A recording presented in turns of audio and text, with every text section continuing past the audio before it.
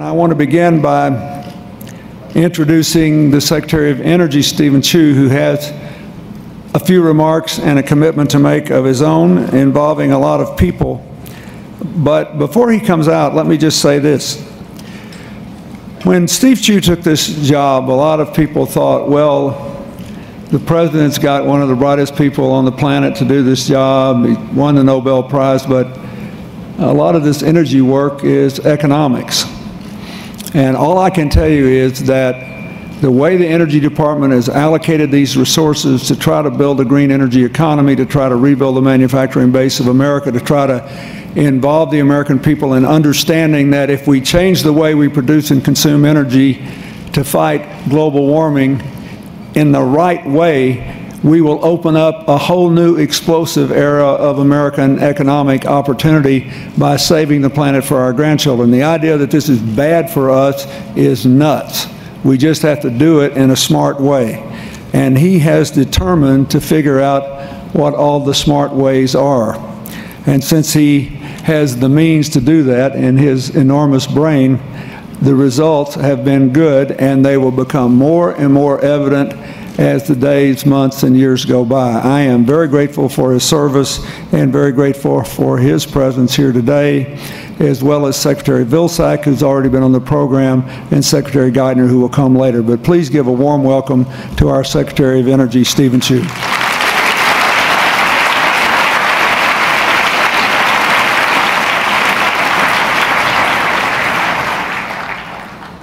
So, President Clinton, I don't know, what a wonderful introduction.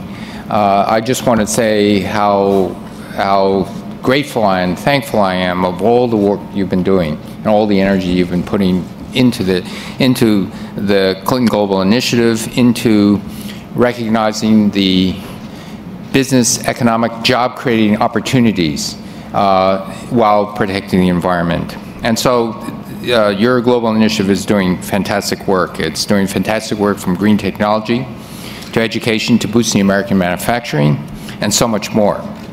And these are all areas that are critical for jobs today and tomorrow, for the economic competitiveness and for the environment. And I was especially excited on the focus on clean energy jobs. I read your recent Newsweek article with great interest. And in fact, I told some of our guys, you know, some of these ideas are really cool. In terms of the energy efficiency thing, you know, we'll be your mouthpiece and try to get everybody to realize that, you know, to the extent, I'm not sure if President Clinton needs a mouthpiece.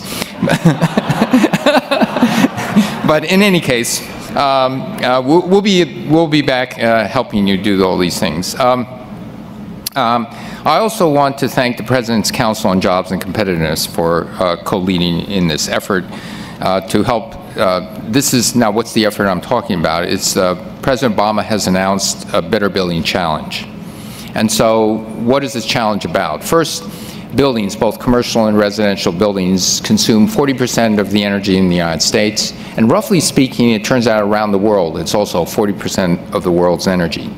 And so with regard to commercial buildings, this Better Buildings Challenge says there are many buildings that can afford a tune-up, that you could retrofit and you can greatly reduce the energy use in these buildings. But the investments you make, even if you borrow money from the private sector, the investments you make, if done right, should actually more than pay for themselves, get a very healthy return on investment, as well as saving energy. So it's a green eyeshade issue, really, and so that's why President Obama launched this Better Buildings Initiative. It's to aim at the commercial building sector and to reduce by more than 20% the efficiency in the next decade, and at the same time make it a good return on investment. And so the goal is very simple. You're going to create jobs by doing these retrofits. You're going to reduce energy waste. You're going to create more wealth, and that wealth goes back into the economy. And so the initiative aims at saving companies and businesses owners about $40 billion a year on energy bills. And a recent report found that it could create more than 114,000 direct jobs, but because you're actually saving money and rechanneling back into the economy, you're creating much more than that. So as part of the initiative, President Obama started a Better Buildings Challenge to encourage CEOs, university presidents, local government leaders, and others to make their organizations save energy. The participants in the challenge will commit to making their facilities more energy efficient. What do they get in return? Well, they get technical assistance from us. We will stand by to help them decide what's the best investments. We will help facilitate sharing of best practices, and we will, of course, publicly recognize their leadership. But remember, the bottom line is that when you accept this challenge and you do the right things, you are making money. You are getting a good return on investment. So today, I'm pleased to announce that several companies and local communities have signed up to participate as the first-round partners in the challenge. And in total, these cities and companies have committed in making more than 300 million square feet of building space more efficient.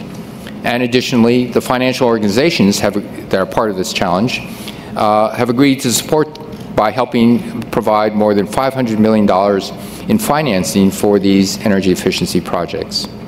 And these initial partners will work with the Department of Energy in the coming months to further develop the details of the challenge in advancing additional partners joining in the fall. So the bottom line is we're reducing energy waste.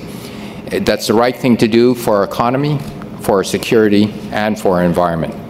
So I want to thank the partners for their leadership, and we look forward to working with them to seize this energy efficiency opportunity.